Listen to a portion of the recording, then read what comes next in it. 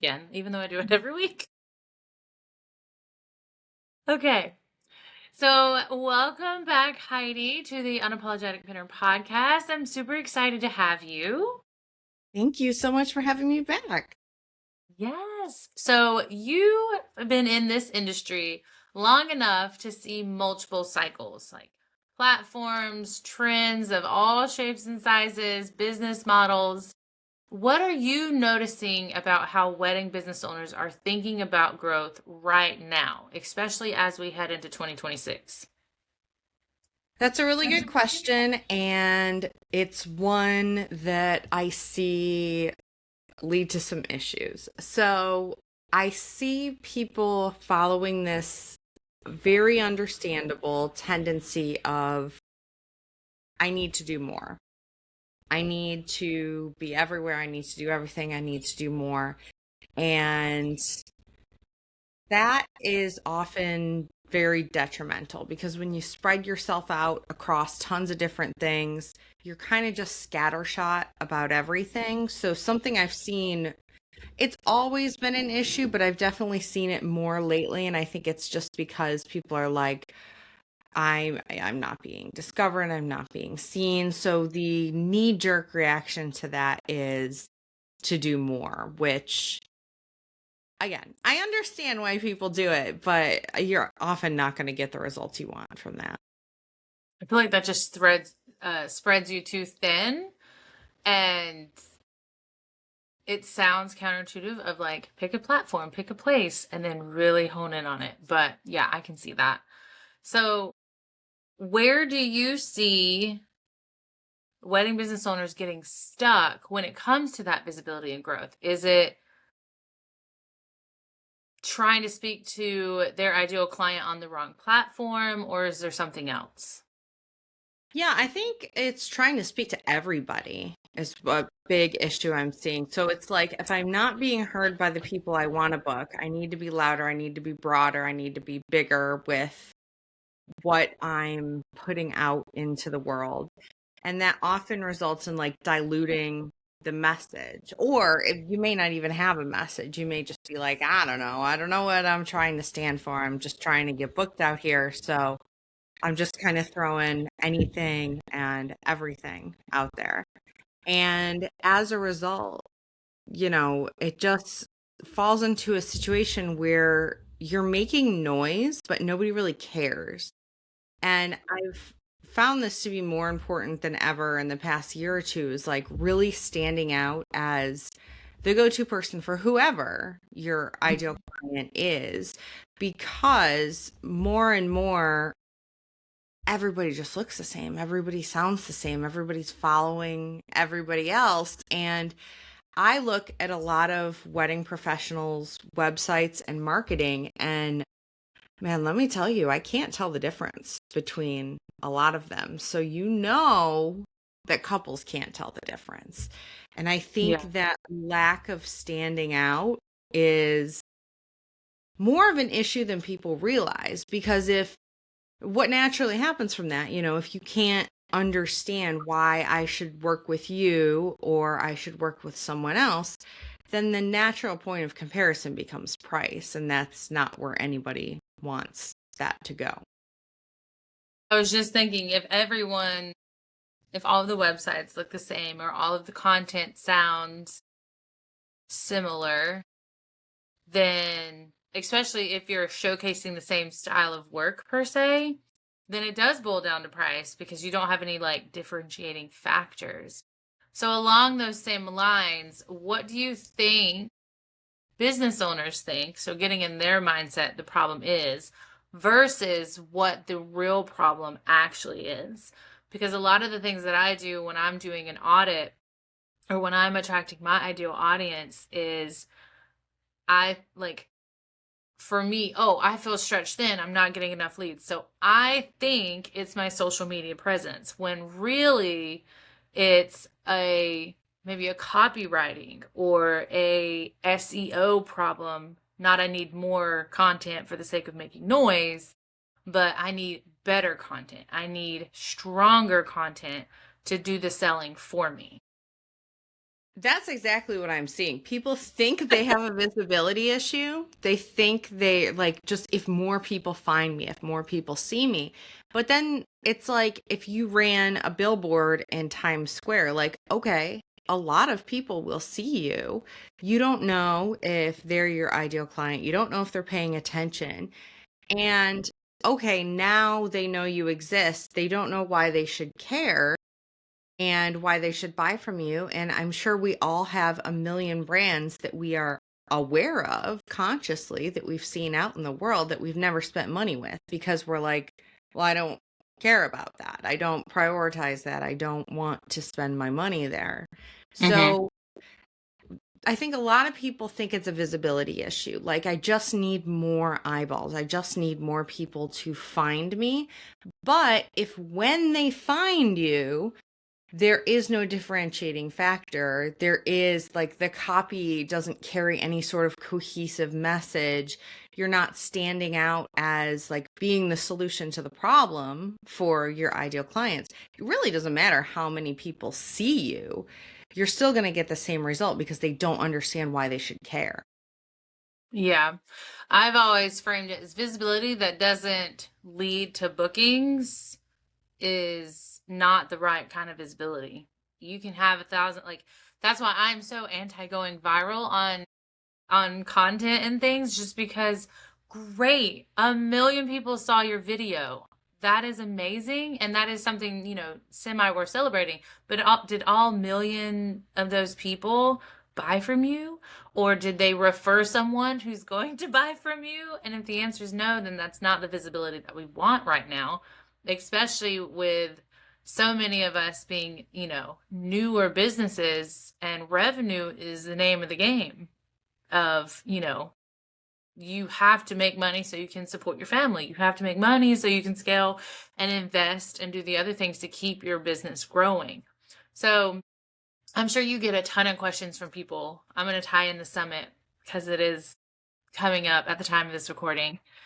What do you think as they're approaching the summit? What are they really trying to solve? I know like what the real problem is, but what are they approaching to solve?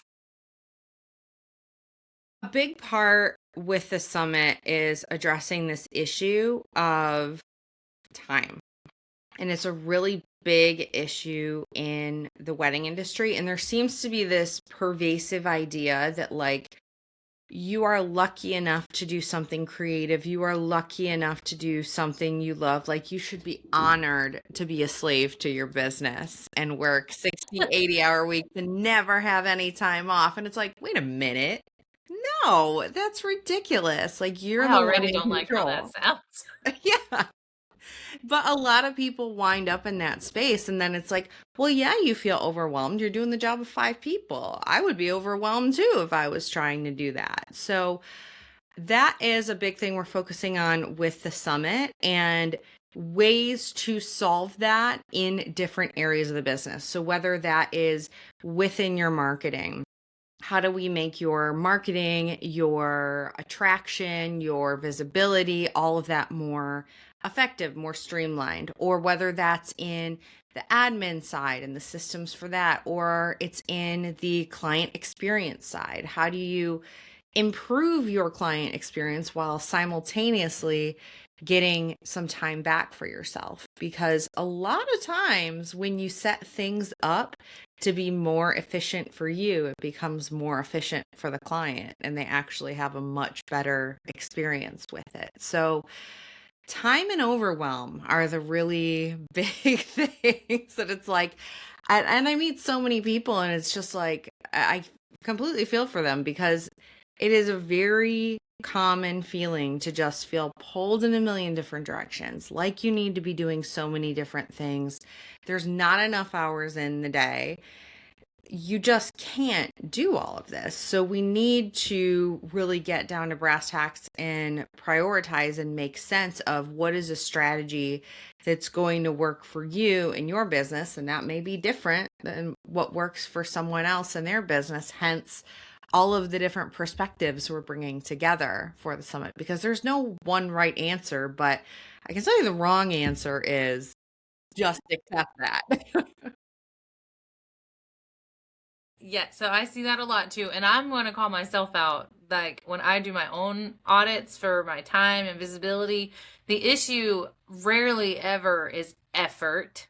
It's more about orientation and where you're placing priorities. Because as someone who is scaling their business finally, but also as a wife and mom of 5 children, like there is never enough time in the day. And so it's all about framing things in a way that is conducive to the season of life you're in. And I feel like time management is the most evergreen topic that will ever be We're always for going to have to anyone. deal with it. We will Whether always, you, till the day we die, have to deal with it. so something that I've been building over the last couple of years and really been leaning into as with a lens, whether with my own or with clients in the wedding industry, is called the veil method, and it's visibility, evergreen, intentional, and leads. And I utilize this to help business owners audit what's actually working, what's not working so great, and then what we can cut altogether because at the end of the day, it's just wasting your time. So I'm curious about how each of these will show up from your perspective. This is the first time I've done this, so I'm super excited to hear like your thoughts on it. So, You and I are so aligned on this, and just hearing you talk about it, I'm just sitting here smiling because I swear every day of my life I'm talking to people, and the underlying current of the conversation is what's working, what's not working, what can we do more of that is working, what can we do less of that isn't mm-hmm. working, and being very intentional about it. So I think, with your visibility, that's a very good place to really start approaching with this lens of intentionality and making Mm-hmm. sure, if I'm spending time on this, I need to know that this is the best possible thing for me to spend time on right now. And Yes. I think, we spend our time like it's nothing. But I have my clients do audits when they come into my membership of like, where is your time going? And if you look at where their time is going versus where their bookings are coming from, it almost never lines up. It's crazy. Mm. So, like, they may, for instance, be doing super well with referrals or getting found on Google or something like this, but they're spending 10 hours a week creating Instagram posts that nobody responds to. So, I think if we can bring that more into alignment, it really helps your visibility to be more intentional about it. Um, in terms of the evergreen, I think, Pinterest obviously is incredible for that. But I think we have more evergreen available to us than we might realize. And I think we all have this tendency, myself included, that when we do something, when we post something, when we create something, we're like, okay, that's it. That's done. That's burnt. That's over. When really, like, you can repurpose that in so many different ways. You can literally just reshare things that you've already posted. Like, no one's going back 6 months in your Instagram feed and be like, oh, she already posted this. I That's caught her. true. That is very true. That's a good point. I was connecting with a current client earlier this morning, and she was like, I don't want to send you something because she's working on lead magnets and things that I want to have on one and it compete with Pinterest. Like Pinterest is not something that you are competing with. Pinterest is the amplifier of what you're already doing. So if you have these posts going on Instagram leading to your lead magnet, I can now create pin content, one going directly to the lead magnet, but also adding an additional layer, almost like direct A/B testing, going to that post, bringing more eyeballs to it. So now you have two more legs going to this one spot, creating those touch points. So, and I loved watching the light bulb go off on her head when we were talking because I was like, You get it. Now I need you to tell everyone else to get it so I can help them do the same thing. So, I want to go through a few questions leading to under each pillar. And you kind of touched on them a little bit, especially with the evergreen aspect. But where do you see wedding business pros being visible, but not necessarily findable or actually discoverable? That's a really good question and a really good distinction, I've right? been waiting Because for a week to ask you this question. just because you're visible doesn't necessarily mean that there is anything discoverable about you that they can figure out, like, okay, what are you even all about? So I definitely see this on the directories, the Not Wedding Wire that a Mm. lot of wedding pros are listed in. A lot of times the content on there is quite generic, so it's not really doing a lot for them. The place that really comes to mind, though, there's two. There's possibly their website, like visible but not really saying anything, Okay. but also Instagram, because I feel like a lot of people default into just this process of, I need to feed the machine and it doesn't matter what I feed it.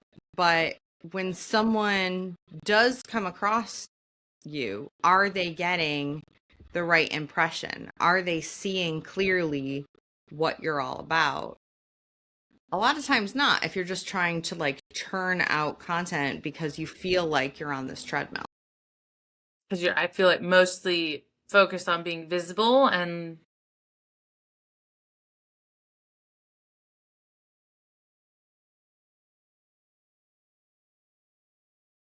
silent, still going to DIY their wedding without hiring you to do the things that you're good at. So that leads me into Evergreen, because you did mention two platforms, your website as well as social media. What do you notice about how much marketing effort expires too quickly? Like, how much of someone inside of your community, their marketing effort disappears too quickly? Oh my God. Every social platform. Mic drop. And I There it think is. I think people think they need to always be talking about something different, and you should be repeating yourself. You should have this message. Someone who has been exceptional about this in a completely unrelated space is Zoran Mamdani, the mayor of New York. You watch that man. He can be asked anything, and within 90 seconds, he is back onto affordability. Like, he is coming back to his message Mm. over and over and over again. And he's tying it in different ways and talking about different aspects of it. But he's never getting derailed onto other things, because his focus, he's like, my job is to make New York more affordable for New Yorkers. That is the only thing I care about. That is the only thing I'm talking about. So Interesting.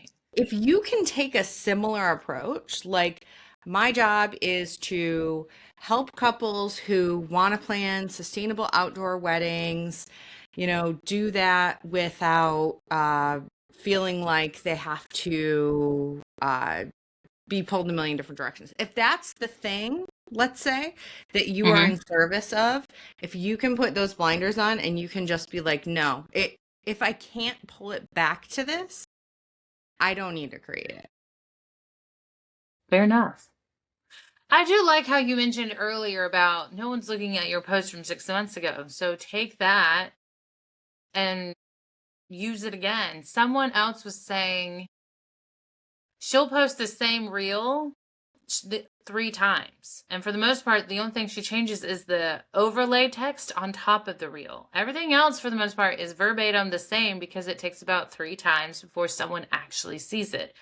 So her content for the quarter, once a month, will have the same reel so that she can almost guarantee someone different and new is going to see it whenever she posts it. And she's giving people different ins. So that maybe the text on the first reel didn't appeal to you, but the text on the second reel does. It's Mm, still the same content, but it just didn't grab you. And that's what you really have to do with your content is make sure that it is grabbing the person. And there's different ways to do that. So you can grab people in different ways, maybe that headline on the reel itself, but the message you are communicating effectively is still the same. I love that. So intentional, and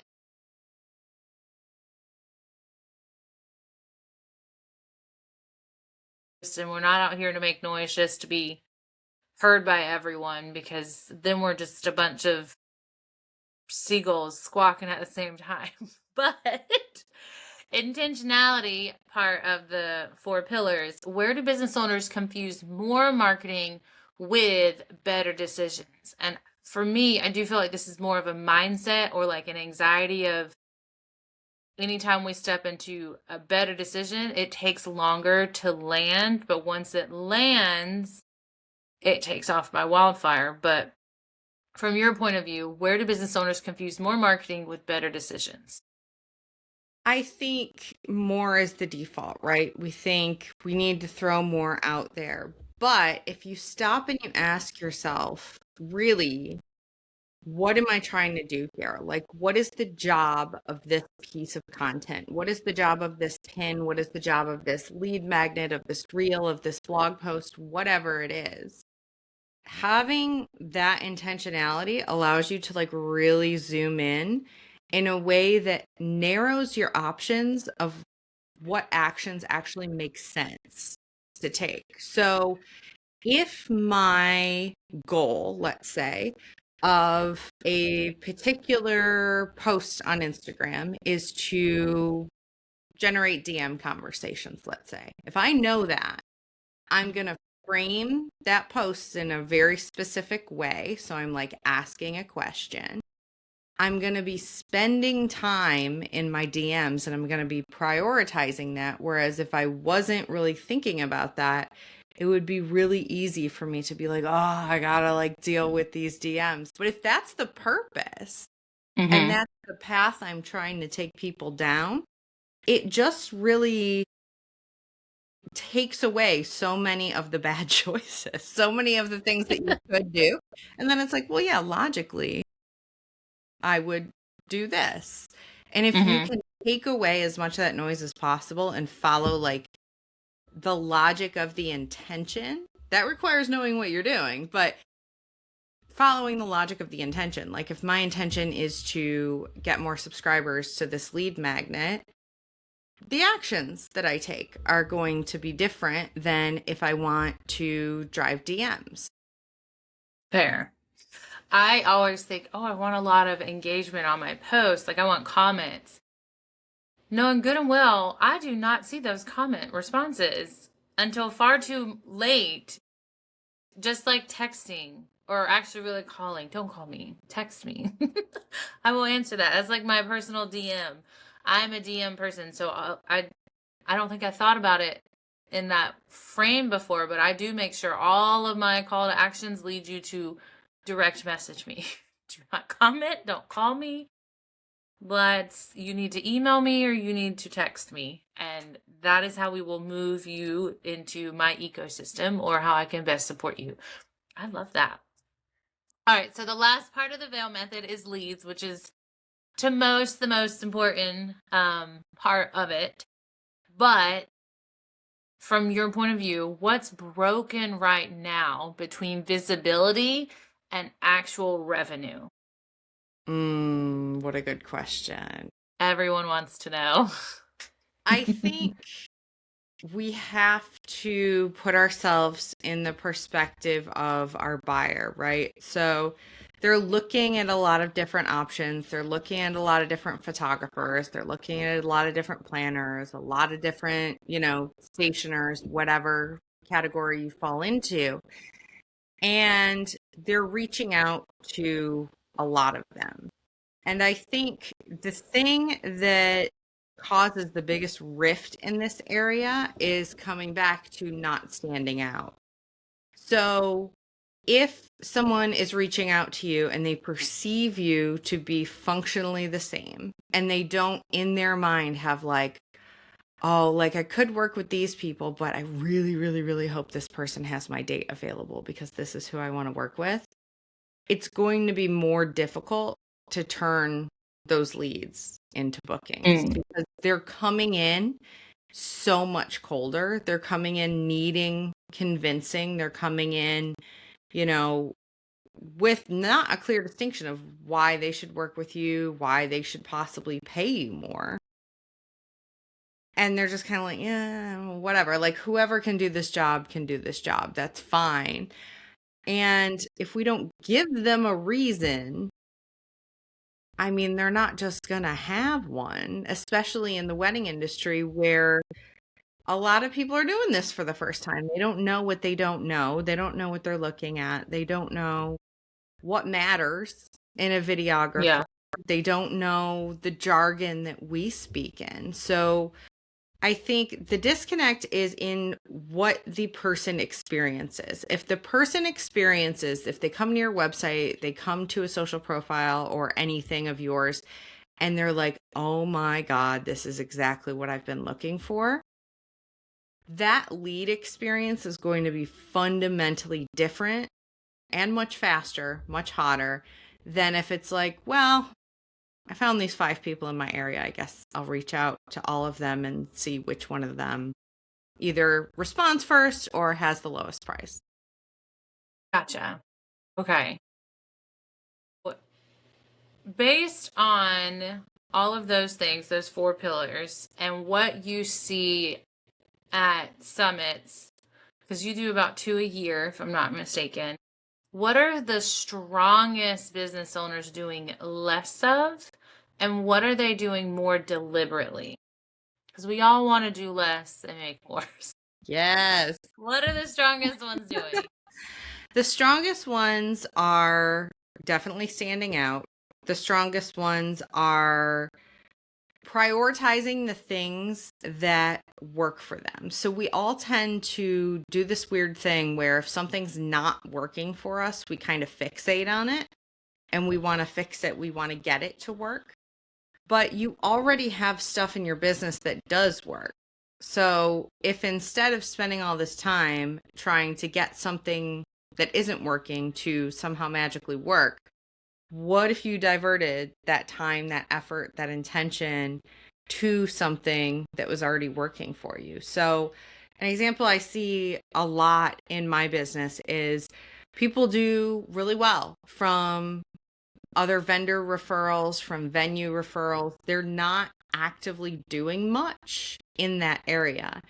But if you look at how they're spending their time doing a bunch of things that often aren't generating results for them. So, what I like to pose in that situation is like, okay, what if we even just took 1 hour from the stuff that you are like spinning your wheels on and allocated it to the stuff that's already working? So, referrals.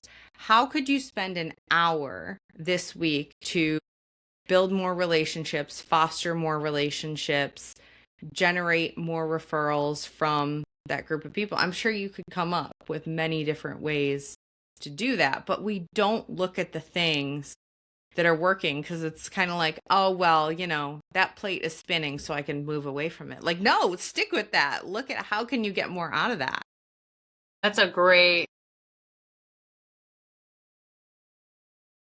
description, I guess, of like it's spinning. Well, if you stop spinning it, or, it's going to fall.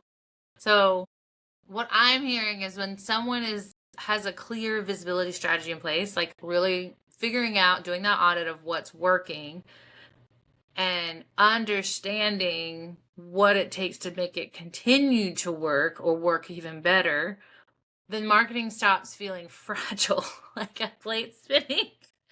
And that's when your leads change, because it's not just about doing Pinterest or social media or whatever better. It's about making those clear decisions, because that sets the foundation for you to be able to scale. And I'm wondering, when I connect, like, oh, you do have a solid referral system. So maybe it's more of trying to over diversify your lead gen Okay, we have this down, so now I want to make sure I have this. And lead gen, I think, is so closely tied to revenue that, because we're supposed to diversify our revenue to make sure if one slips, the other doesn't. But I don't think they're synonymous. I think that's the right word.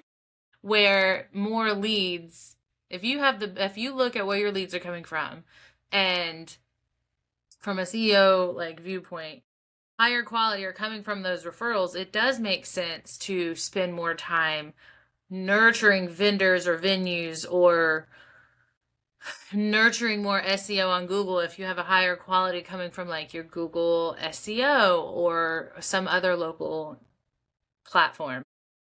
As opposed, and now you can scale better because you have a higher quality. They already understand you, and if they like you, they're going to send referrals again to you. Or if you're someone in the wedding and event industry and you don't just do weddings, maybe they hire you again for something non-wedding related, and that can then lead to diversifying your revenue, and you don't even have to open up lead platform like lead gen workflows for that because it's already built into what you spent time on at the beginning. So if someone listening right now is overwhelmed, and I'm sure there are several because it's just the season we're in, what is one thing you'd want them to stop doing, and then one thing you'd want them to start paying more attention to? I would look at, where is your time going? We're going to treat this like you would treat auditing a budget. If you're just like, I'm overwhelmed because my budget is maxed out. The first step is to look at, okay, where's your money actually going? Where are Okay. you spending it? So if we can look at, where are you spending your time, and then making decisions around what gets to continue getting your time, because not all tasks are created equal. There's stuff you do every day that's like, this isn't generating anything. This is a waste of my time. This is inefficient. Once you can start to see that, you can identify within your own business, what do I need to do more of and what do I need to do less of? Because for everyone, that's a little bit different. And I understand that it's frustrating, but I get people that come to me and they're like, oh, I think I need to do TikTok and that's going to be the solution. And it's like, wait. We need to pull back. We need to look at what is actually happening in your business. What do we have proof of that works? And how can we identify what we can do more of there and what we can do less of? I think a lot of people don't realize that you're allowed to quit stuff that's not working, and you are 100% allowed to just take things off your plate if they have proven that they shouldn't be there to begin with. They're taking up your time and they're not generating any results, and you're doing them out of some perceived obligation that you need to do them. So either scaling those things back or taking them off your plate is going to reduce a lot of the overwhelm. And when you really realize at the end of the day, there's like kind of just a couple of things that you need to do in order to keep growing, like that, just, okay, like I can just do these things. I don't need to do these 20 other things. Maybe I'll get to them later, but if I just do these three things, and this is what I'm focused on, and this is what I know works for me, and this is how I'm going to improve upon that, I'm good. That's what I need. I think that's probably the best advice I've heard so far is that you are allowed to break up with things that are not Yes. working for you. That is a great after picture because I know you've worked with a lot of people and so you've seen the other side per se. So when a business owner does slow down, simplify and build intentionally, what have you noticed that feels different on the other side? And this can be for you personally or from someone you've worked with. Yeah, I mean, the first thing I notice when I'm in that situation, because I get overwhelmed and I need to pull myself back, and then I get overwhelmed and I have to pull myself back, it's like a continual process, is this sense of just control. Like, okay, Mm. this felt unwieldy and like this wild thing that I couldn't control. And now it feels under control. Now it feels doable. And that brings this calm along with Mhm. it because it's so easy to feel like we don't have enough hours in the day, right? We have to do all these things. But if you go into your day with intention and okay, the most important one, two, maybe three things I need to do today are these things. Did I get these things done? Mission complete. If not, okay, how do I need to redirect to make sure I get those things done? But I think it limits your like what you're looking at. It's like putting blinders on and you just Mhm. know, I don't need to focus on these 50 things. I need to focus on these two things. These are the things that are most important that I'm going to take action on. And that just brings such a sense of like calm, of control, of I know what I'm doing. And I often see, and people don't believe me in the beginning, and I get it.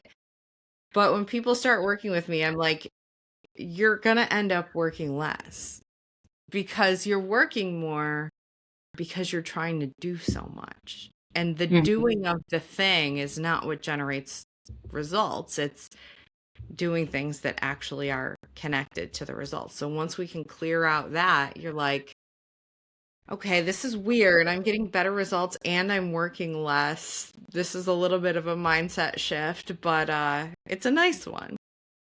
I think that's where like even marketing or other areas of your business becomes more infrastructure instead Mm. of something that you have to manage emotionally. And that part is the draining part of constantly having to put out fires or spinning 10 plates when really you only need to be spinning 2 plates. Just allows you that blank space or white space is what I call it in your calendar to stay creative and productive and not working all the time. I think for me, and what I've noticed is us millennials were raised the more you work, the more you earn, the more money you have in the bank. And while that may work in a sense for an hourly employee, as a business owner, that is not always the case. That's almost never the case, actually. I will be bold enough to say that because I have honed in, like, I have access to databases filled with people, but that doesn't mean they're all the right people for me or the best fit for me to share my message with because it doesn't serve them. If it doesn't serve them, it's not going to serve me and it's not going to serve their audience. So, me coming to talk to them about if they're new moms and the woes of breastfeeding or something like my message is not going to land and it's going to be a waste of both of our time, energy, and effort, if that makes sense.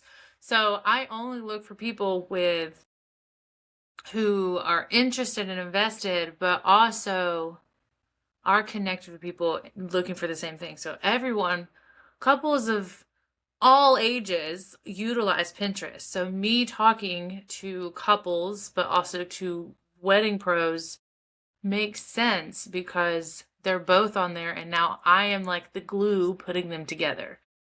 So, and I don't have to manage that emotionally because I'm not trying to be here, there, and everywhere. I'm, like you said, blinders. I got them on because this is what I want to do. This is what I love talking about. I love it so much it doesn't feel like work and it's a great place to be. Doesn't mean it doesn't get exhausting or overwhelming because that's something else that you mentioned, like you still there's cycles of overwhelm and you got to audit yourself and we teach this. So there's no like, oh, in 6 months exactly you're going to be great, you're never going to get overwhelmed again. That's unrealistic. You're still a human. Still a human and life is going to change. Right now we have, like I said, I'm a wife and a mom of 5 and they're all 7th grade and older or younger. In 6 months, a year, 5 years, I'll still have 5 kids, but they're going to be in dramatically different emotional states of being in high school and maybe going to college. And that's going to be different for me to navigate. And so my business is not going to look the same. It's constantly evolving. And approaching things with intentionality and like evergreen allows you to continue to attract people, but not having to completely overhaul every single year or starting from scratch of, okay, I'm already doing Instagram. I'm not really getting anywhere, but I want to add a completely different social media platform. So it's almost like I'm starting at the beginning again and again and again. And that is what's exhausting, is we're trying to add more without balancing or learning. If I'm going to add this, I have to balance it by letting something else go. And that's a really good way to treat it, because your time is not unlimited. And if you don't want to feel pulled in a million different directions, it is upon you to shift your mindset so you're not, but also shift your work so that there are only a set number of things that even get your attention, that even get on your radar. Yeah, absolutely. So I could keep talking forever. I just noticed how long we have been talking. Where can listeners like that are interested in working with you, resources that you have, how can they get in contact? Yeah, my website is evolveyourweddingbusiness.com, and I have a training that you can join about breaking up with the wedding wire and the knot and taking control of your own marketing. And you can find that over at evolveyourweddingbusiness.com. I love that. That's something I needed when I was a wedding planner, because that was, yes, that was something I definitely wanted to break up with. So if this conversation resonated with you, you can always explore more CEO level visibility conversations on the Unapologetic Pinner. And if you're ready to zoom out and think like a CEO, I cannot recommend tapping into that resource alone from Evolve Your Wedding Business. All the information is going to be in the show notes. Until next time.